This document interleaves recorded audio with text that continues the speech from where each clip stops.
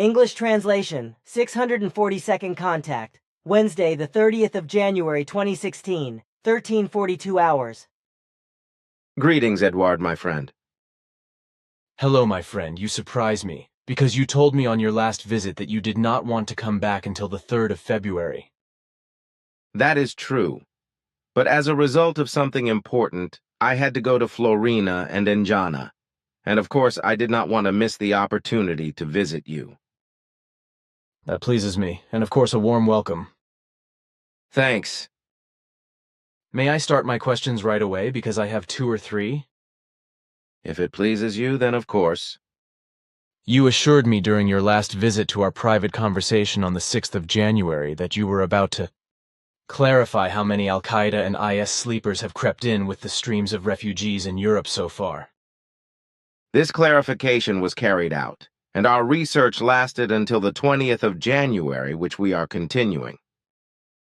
We investigated a number of 17,461 persons directly connected to the Islamist State and to the Al-Qaeda terrorist organization, who can be described as so-called sleepers. Then Europe can expect some acts of terrorism. But when I said and wrote that with the streams of refugees, killers of the terrorist organizations IS and Al-Qaeda also smuggled themselves into Europe. It was only laughed at and even denied by secret services that this was the case. Even many people of earthly secret services are naive, which they want to cover up by secret intrigues and criminal offenses. It's always been that way. They also think, like many psychologists and psychiatrists, including those who work for the judiciary, that they are highly educated psychologically, psychiatrically, even though their knowledge and understanding is only 28% of the psychological psychiatric knowledge peculiar to you playarin. This cannot be changed unless earthly psychologists and psychiatrists strive for more knowledge and understanding. But they do not do so, and believe to be gods of their profession, which is why so many misjudgments are made, and why imprisoned murderers are granted release. Unfortunately, this often leads to new calamities. I agree, but something else. In the 238th contact conversation on Saturday, the 18th of May, 1991, we spoke of a planet beyond the Sun, of which I copied a part of the conversation from Volume 6, Playarenische Kontaktberichte, page 402, and corrected 2 dates as Florina gave me and corrected them. Unfortunately, in Volume 6 in your 612th sentence, there is 47.6 kilometers instead of 147.6 thousand kilometers, and 7.5 billion instead of 87.5 billion. Florina contacted you and got the correct data from you, so we corrected the errors that were overlooked during the correction work when Volume 6 was created. Unfortunately, there are always such errors, which are discovered only later and thus after the printing of the books. But here's the copy from Volume 6.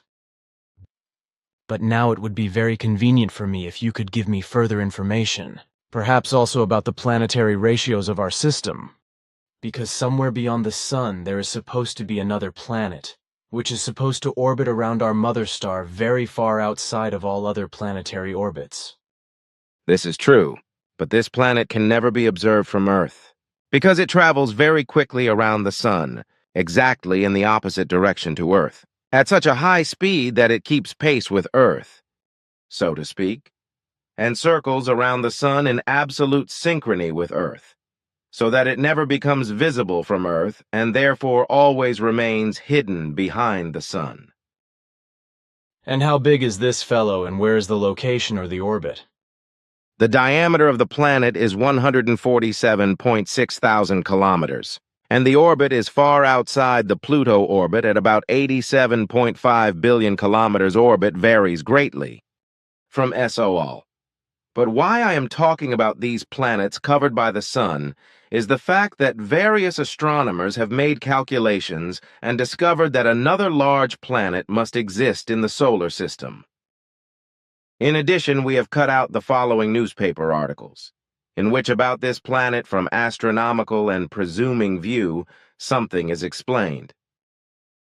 It will always be the case that the information provided by us will prove to be correct if predictions or probability calculations made by you or by us are fulfilled. However, we must bear in mind the fact that your and our predictions and calculations are still generally disregarded by scientists, politicians, and rulers, as well as by the majority of humanity on Earth. Unfortunately, attention is only paid to certain statements and insights, etc., if they come from people in higher professions or who can excel with titles such as doctor or professor, etc. That is undoubtedly the case, but unfortunately it cannot be changed. But look here. This is a list that Elizabeth Moosbrugger has compiled with regard to articles and conversations in the contact reports, special bulletins, Aquarius magazines, and other writings concerning the concerns of the overpopulation. First of all, there is the following excerpt from the conversation between Quetzal and me, to which I would like to ask you whether you can explain the matter in more detail with regard to the new people, whereby it is not a question of a people of a special country or state, but of a spiritual doctrine people, in the sense of a people of Nocodemian. Although Quetzal had already explained this to me at the time, this happened privately and was therefore not recorded in any conversation report. A subsequent and repeated explanation would certainly be appropriate in order to avoid misunderstandings, because such misunderstandings already existed in 1981, because Quetzal's statement was not properly understood.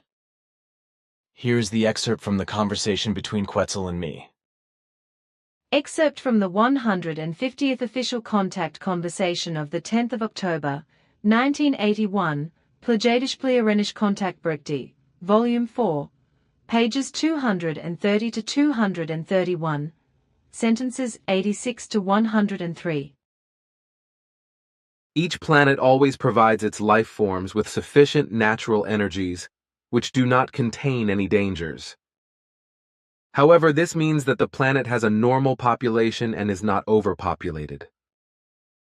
Earth now is overpopulated with about 4 billion human beings, 1981, and is completely disordered by the greed for power, profit, and luxury of Earth humans. If the terrestrial man would be reasonable and introduce a purposeful birth stop, then a reduction of the terrestrial mankind back to the normal state of 529 million could be accomplished in a short time. This would naturally solve the energy problem as well as the food procurement problem. The stupidity of the human being on Earth, however, is limitless in this respect, for without any responsibility he violates all the laws of nature, whereby he is also not responsive to the end of this problem, to which is added the false humanity, which still protects and promotes this crime of overpopulation, as well as the problem of famine, etc.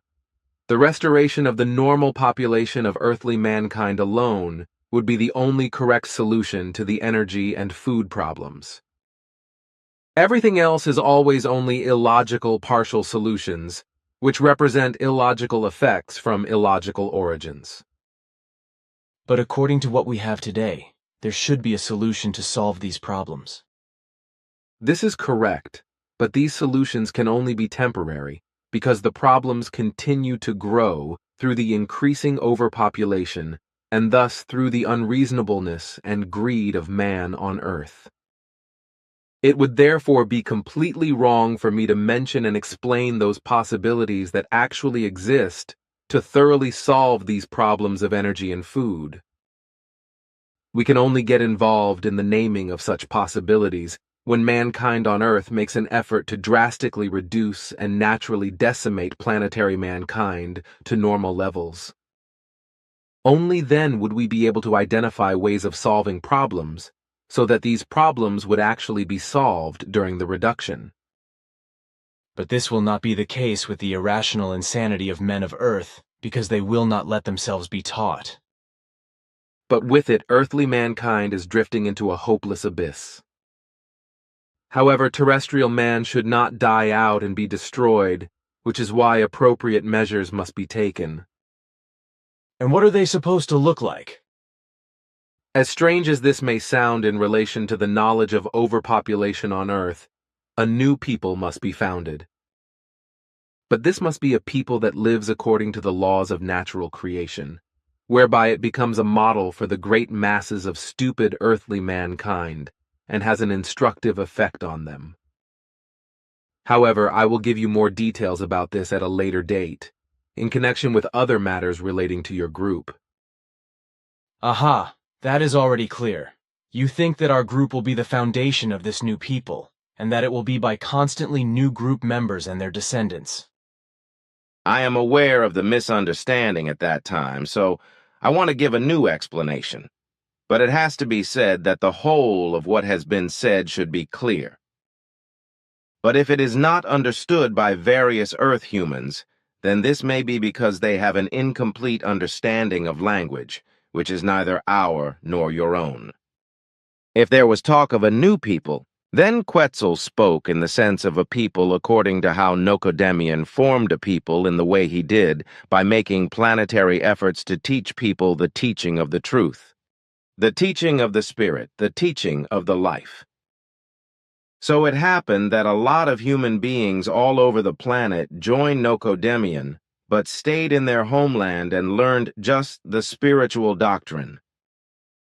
In this way, they formed a planet-wide spiritual doctrine people, as it was called by Nocodemian and known in this way, which is recorded in our annals according to tradition. So it was not a nation of one country or state, but a planet-wide spiritual doctrine nation, which lived openly and freely worldwide in various places, and learned and lived the spiritual doctrine. However, such a people could also be called together in one place for certain purposes to carry out a certain mission, which Nocodemian did, for example, to create peace and unity and to take action against aggressors when the need required. Thus, such a spiritual doctrinal people consisted of people of the most diverse countries, cultures, and races, who, however, dealt uniformly with the spiritual doctrine and thus formed a people as willing spiritual teachers, whereby such a spiritual doctrinal people effectively formed a multi-ethnic people and could in no way be compared with an organization because an effective people existed. In the same sense, a new people is also to be understood, to be founded, as Quetzal said. And as you yourself mentioned at that time, it is true that such a new spiritual doctrine people should be created in its origin by the Figu, and thus in Nocodemian manner. This means that, according to Quetzal, the core group members of the Figu are the real origin of the new people who gathered and began to work and spread the mission, through constantly new group members and their descendants. As you have said, the new people should then come together, whereby, of course, this meant the formation and appearance of the passive members and their descendants. And so it happened, because the new people of the humanities has already begun to form worldwide since 1975, that is to say, not only since 1981, and today has a considerable number of students of the humanities, that is to say, a small people of the humanities. Consequently, the Quetzal words, a new people has to be founded slowly but surely become reality. Which has to come true because ancient prophecies are interpreted in this way. Although they are prophecies, there is a lot more to it in this direction than was actually to be expected. When I consider that several mission-related books and many articles by core group and passive group members exist and are read and studied worldwide, that alone is a good mission success. And for my part, I should have written only 8 books concerning the spiritual doctrine, and only worked in Europe in the German-speaking area. But now there are more than 60 books, several hundred articles, and many small writings from my work. Basically, however, I have to say that the whole thing could not have been achieved without all my faithful people, because they were always faithful to me in everything and did a lot of work. Even in my bad times, when the family terror was with my ex and the assassinations were committed against me, they stood by me and helped me stay on course. Of course, you have also contributed a lot to this, which I absolutely will not forget. But also the mission has spread worldwide, as in various European countries. From the north to the south, as well as in South America, Mexico, Canada, the USA, Saudi Arabia, India, Korea, Russia, Japan, China, Hong Kong, and Australia, as well as New Zealand, and I know where else. The passive group is growing, albeit slowly, but continuously, which is not the case with the core group. What you say about your faithful is probably true. But without you doing the most important thing yourself, and allowing yourself to be discouraged and depressed, what was created would never have come into being. Be it with the construction of the center, which has become a small paradise, as well as with regard to the creation of books and writings and the worldwide spread of the mission. The core group is probably the most important factor with regard to the work with regard to the mission, whereby its worldwide activity resulted from the detour via your pictures of our beam ships and thus of ufology. This had not been foreseen in this form and to this extent, but it was very valuable for the expansion and spread of the mission, and the whole thing spread rapidly to many states. Unfortunately, on the other hand, there is the fact mentioned by you that there is a lack of core group members, and that new core group candidates are rarely interested in mission and core group work and thus in core group membership. Because various people who would be capable of core group work and could also reach the center in a short time prefer to indulge in their pleasures and unimportant and even worthless personal desires. Some of these individuals unfortunately shy away from core group commitments, or find themselves unable enough to fulfill FIGU obligations. Hence, they are more likely to perform a short 3-day work assignment or financial contribution per year. Further, it is to be said that unfortunately also again and again unjustified attacks in the form of slander against you and the FIGU, as well as the association members. On the one hand, by outside strangers, as on the other hand, however, also by some of your family or those belong to it. Since the core group itself was founded in 1975, it has repeatedly emerged that members have joined the core group, but have left it again, even after 30 years of membership, and that was the best thing about it. This was because they were selfish. Because sooner or later they no longer wanted to fit into the regulations of the statutes and thus no longer into the good order and unanimous resolutions of the General Assemblies, for which they cited the strangest and unreal as well as incomprehensible assertions and reasons. As a rule, their willingness to rule and non-insertion into order played a role, as did the fact that they did not take the reins into their own hands, did not hold the scepter, did not preside, did not determine the members, did not instruct them, did not lead them, and did not attune them to their wrong opinions. Several members who left the core group complained that the leadership of the FIGU, that is to say you, the board and all members who decide unanimously at the General Assembly, is not absolutistic, patronizing, dictatorial, but indulgent, democratic, patient, considerate, and tolerant. For my part, I myself have gone to the bottom of every single case and have noticed that mainly and primarily you are maliciously slandered by such former members of the laxity and inability of the leadership of the association. Secondly, however, also the board and finally all group members. However, as Quetzal, I and our board are able to clearly judge your and the board's conduct in all matters in accordance with our observations. Findings, analyses, and records, the conduct of you and the board is absolutely impeccable in all respects. It should also be added that all members who have unswervingly committed themselves to the mission and thus voluntarily committed themselves to you and persevere with you are special people and faithful companions. And I will say this once as a contrast to those who shamefully set themselves apart, even if they were in the FIGU for many years and for selfish reasons did not want to refrain from their lust for power, self-assertion, and stepping outside on the other members, and also did not want to accept the rules of order of the statutes. Thank you. I'll take care of it.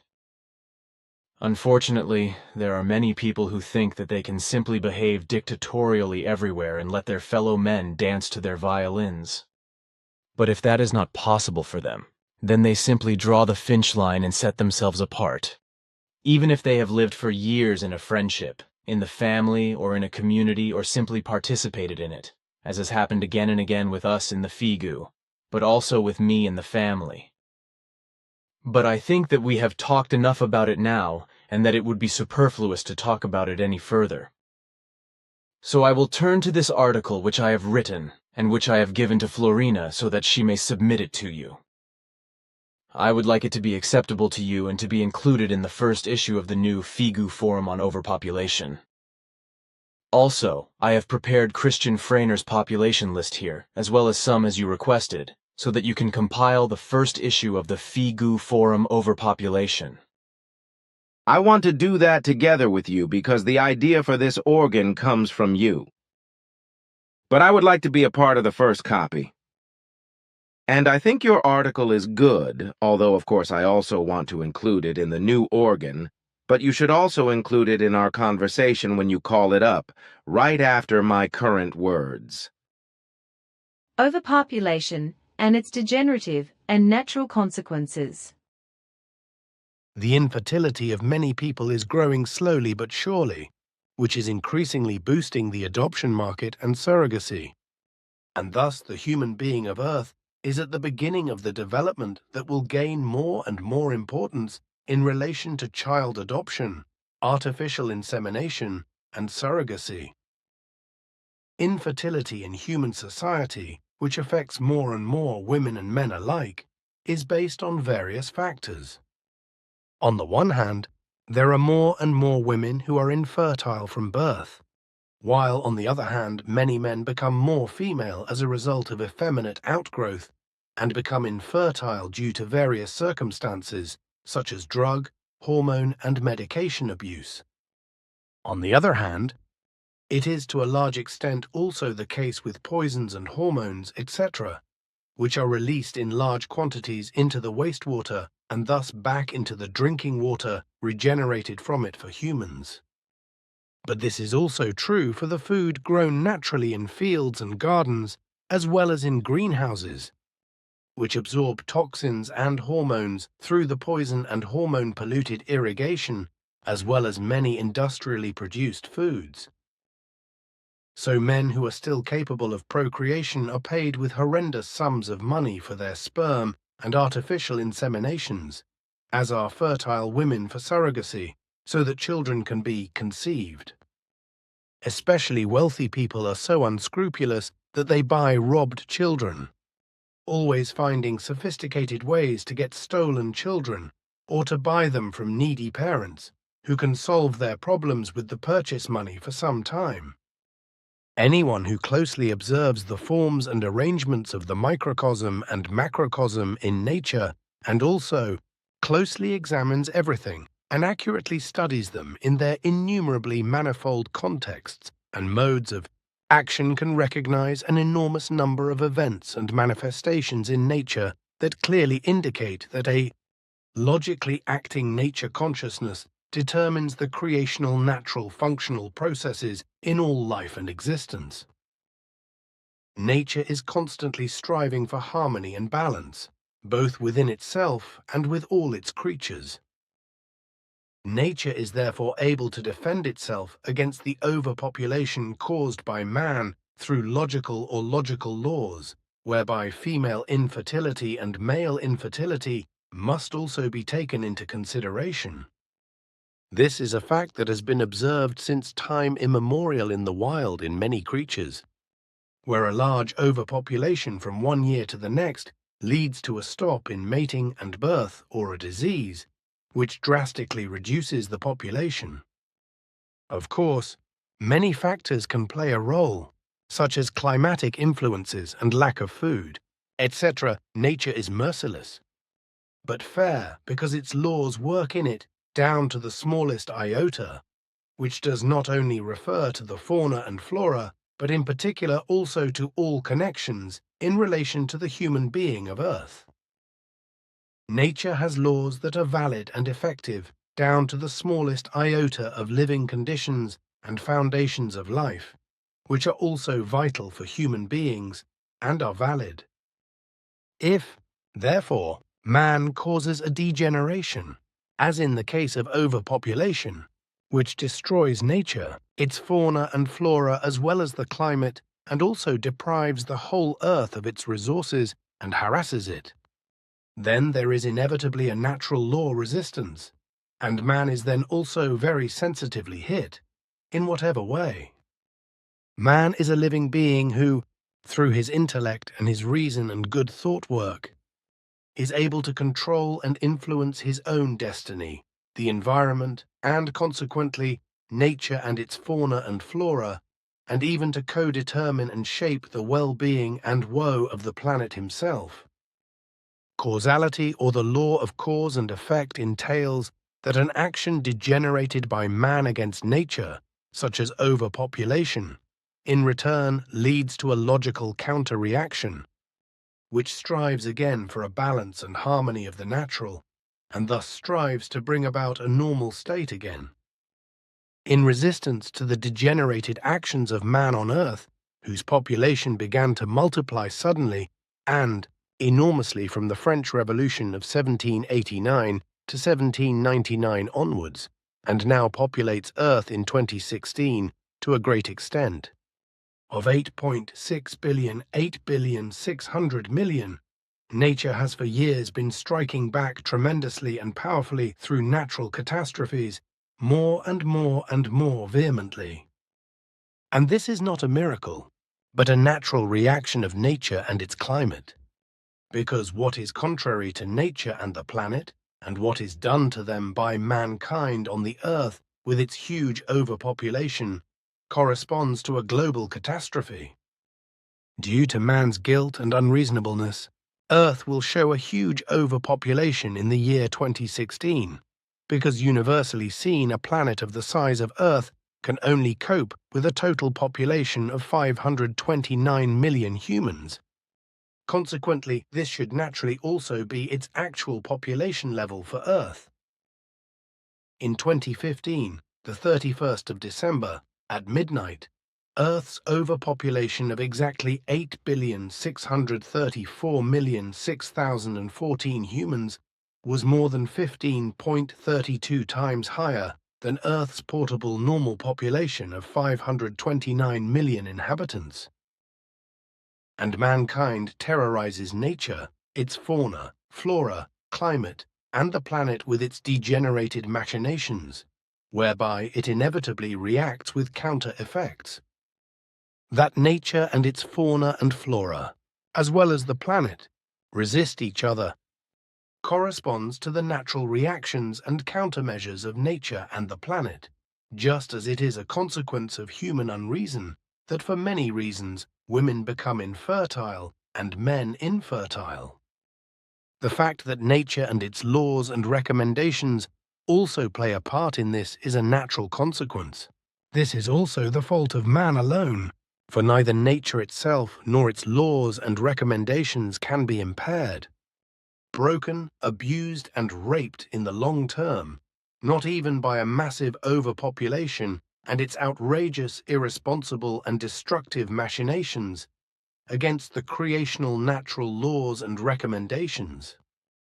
Since nature speaks a very clear language, with all its reactions to everything and every intervention which is disturbing, changing and destroying, which should be understood by the people of Earth, man must not impair the structure and course as well as the character of nature, because otherwise a total natural imbalance arises which causes manifold and irreversible damages and even destruction and destruction.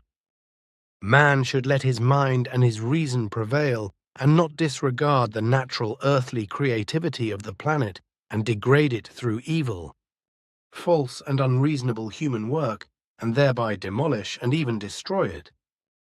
There is no excuse for that, because when man looks closely at and studies nature and its fauna and flora, as well as the climate and Earth itself, he can clearly and comprehensibly understand the language of nature and the entire planet.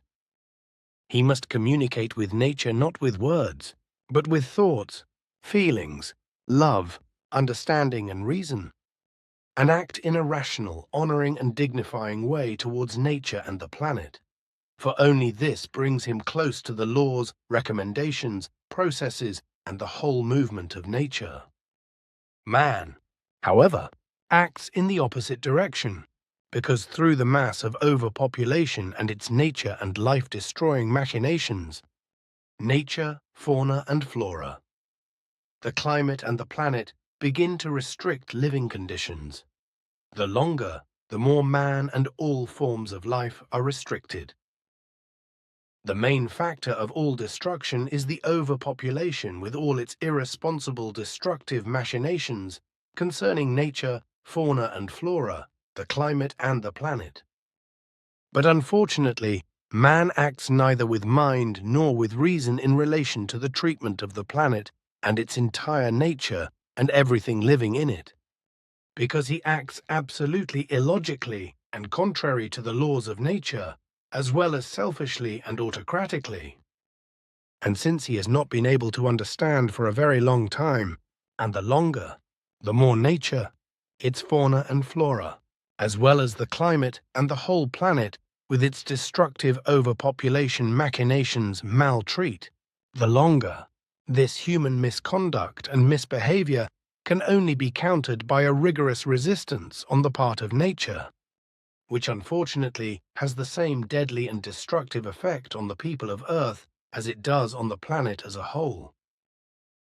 And as man has said since time immemorial, when suffering or harm is inflicted upon him, like you to me, like I to you, nature produces absolutely logical effects and reactions to the massive overpopulation and its degenerated destructive machinations with regard to poison gas emissions of all kinds, environmental and water poisoning, environmental destruction as well as destruction of nature, fauna, flora and climate, land and water structures, land, air and water pollution, forest pollution, etc. It has been responding radically to this for decades, with forests that are large lungs and oxygen producers of the human way of life slowly dying. Also the vital oxygen, the actual life elixir of man and all living beings on Earth, which is produced not only by plankton, but also by trees and other plants and keeps man alive, becomes less and less, whereby this substance will one day no longer be present at all. This is the case if no measures are taken to prevent this, which would take the form of a worldwide ban on births and birth control, as well as an end to all thousand-fold acts of destruction of nature and life. The oxygen is still present in such quantities that it is sufficient for all forms of life. But in the end, everything will perish miserably if the overpopulation continues to exist, just as its life, nature, and planet criminal machinations continue to increase. It must also be said that the entire environmental pollution, environmental and water poisoning, as well as the extensive destruction of nature, fauna and flora and of the planet, are also increasingly affecting the human immune system. In addition, new bacteria, etc., diseases as well as viruses and epidemics are constantly appearing, whereas there are no drugs for them because many existing diseases against antibiotics, etc., show resistances. This deprives humans of their protection against disease and health damage and inconvenience by paralyzing their immune system. This makes it possible that even a tiny and previously harmless bacillus or a virus can cause death and destruction. This can also be a natural defensive reaction of nature against the increasingly degenerating human population of Earth in order to contain its population. A further law of nature to get rid of the degenerated human overpopulation or to reduce it to the natural level can therefore, as already mentioned, be the prevention of a further reproduction of the human species, as for example, happens more and more through the effeminacy and feminization of man and his inability to procreate, as in the case of woman through infertility. This happens among other things with woman and man, also by different sex organ mutations, whereby no more act of procreation can be carried out. In the case of male sperm, inability to conceive, etc., may occur, as in the case of female sperm, contraception, etc., for quite some time now. Such factors have been occurring in women and men for longer and longer, the more and more in increasing numbers, as have various mutations in newborns to an alarming extent. These facts and connections make it clear that people and their descendants are explicitly experiencing more and more health damage and softening as a result of overpopulation, both from a physical point of view as well as from a conscious and mental, emotional, psychological point of view. These mutations and other damages occurring during reproduction begin with the production of the male sperm. Even in healthy men, malformed sperms with deformed heads have been appearing for decades. The fact is that men increasingly develop mutated sperms, which, for example, have no or two tails, or are hyperactive, or remain motionless. On the other hand, nature requires that the sperm are healthy and powerful, and move forward, striving to reach and fertilize a female egg. This is the case in the relationship, as has already been explained, that countless poisons and hormones are released by man from Earth into the environment, into water, fields, and gardens, and into food, which in turn is inevitably used by man as food and which affects his health. And this impairment also occurs with regard to the male sperm, and thus also with regard to his inability to conceive, but also with regard to the infertility of the woman. So the whole thing is therefore the fault of man and not of nature, which in the human body only implements its laws in the form of cause and effect, and thus indirectly makes itself felt with an intentional effect against the catastrophic causes caused by massive overpopulation. So the infertility of the man and the infertility of the woman are naturally caused by man's guilt. And the more people the masses bring about overpopulation, the more these also degenerating machinations follow in the form mentioned, whereby the whole misery increases more and more. Ultimately, the rapidly increasing mass of overpopulation leads to the actual human catastrophe itself, as a result of lack of space and food, water, etc. for all earthly humanity. The consequences will be more and more criminal and terrorist organizations, as well as civil wars and struggles for a small place of their own, as well as the actual crime and internet crime will prevail, as well as more and more epidemics will appear, and masses of human lives will be snatched away. And all this, in addition to the fact that people are subject to physical and conscious damage as a result of a demolished immune system, air, water and food poisons, etc., which cause many kinds of atrophy and make life on Earth a torture and hell for mankind.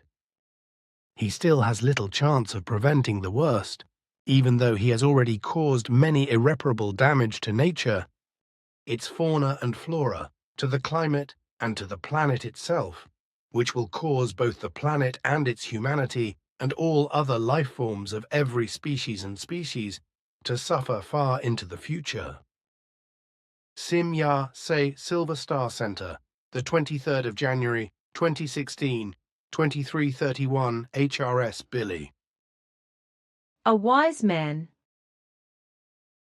A wise man is at it to realize that he was the first and only, after he's considered all things then with word or deed, the explains or does what is necessary. Simyase Silver Star Center, the 6th of February, 2012, 006 HRS, Billy. Of course, and then we can get right behind the idea of creating the new FIGU Overpopulation Forum. But before that, I would like to point out once again what I told you on the 6th of January, namely that in all FIGU organizations and other written works of all kinds, the main title and the important subheadings must be centered in the middle before each work and not on the left-hand side of the margin. The inaccuracy, especially on the internet, of placing titles on the left-hand side of all types of written works instead of centering them represents a falsification and disfigurement of the written work of art, as our font experts emphasize.